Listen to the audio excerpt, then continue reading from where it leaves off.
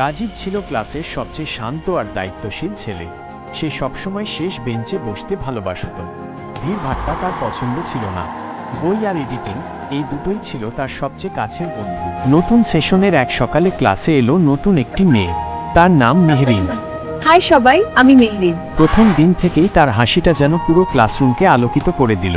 সেদিন স্যার তাকে বসতে দিলেন রাজীবের পাশেই শেষ হাই বেঞ্চে। রাজীব, পাশে বসতে পারি? হ্যাঁ অবশ্যই, এসো। এই খাতাটা দেখ। হ্যাঁ দাও। তোমার কলমটা একটু দেবে?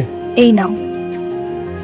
রাজীব, অঙ্কটা আমি বুঝতে পারছি না, আমাকে একটু বুঝিয়ে দেবে? হ্যাঁ নিশ্চয়ই। দেখ, এখানে x কে এভাবে আলাদা করতে হবে, তারপর 2 দিয়ে ভাগ করলে উত্তর আসবে। বুঝেছো? তুমি কি অঙ্কটা বুঝতে পারলে? হ্যাঁ বুঝেছি। চলো, টিফিন হয়ে গিয়েছে, খাওয়া দাওয়া করে নিই।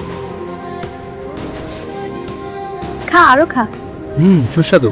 আমিও খাই, এবার তুই দে। হ্যাঁ, টিফিন নে এটা। ভাগ করে ধন্যবাদ। খাওয়া, লাইব্রেরিতে পাশাপাশি বসে বই পড়া, স্কুলের বার্ষিক অনুষ্ঠানের দিন মেহরিন গান গাইছিল স্টেজে দাঁড়িয়ে।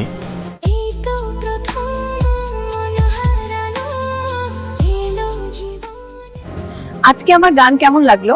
হ্যাঁ, খুবই সুন্দর হয়েছে। তুমি আমার সাথে স্কুলের বাগানে দেখা করবে। সময়ের সাথে সাথে তাদের বন্ধুত্ব গভীর হতে লাগলো।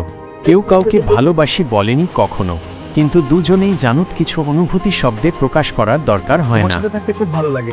আমারও। বছরের শেষে বিদায়ের দিন এলো। মেহরিন চুপচাপ একটা চিঠি দিল রাজীবের হাতে, আর মেহরিন সেখান থেকে চোখে জল এসে উঠে চলে গেল। হঠাৎ কি হয়ে গেল? মেহেদিনের চিঠিটা দিয়ে উঠে চলে গেল। দেখি তো কি লেখা আছে চিঠিতে। শেষ বেঞ্চে বসে তুমি আমাকে শুধু অঙ্ক শেখাওনি, বিশ্বাস করতে শিখিয়েছো। ভবিষ্যতে আমরা যেখানেই থাকি, এই স্মৃতিটা যেন, হয়তো তোমাকে আমি অনেক ভালোবাসি কিন্তু কখনোই বলতে পারিনি। কিছু ভালোবাসা চুপচাপ থাকে, তবুও সবচেয়ে গভীর হয়। শেষ বেঞ্চের সেই নীরব ভালোবাসা তা তাদের জীবন গড়ে না।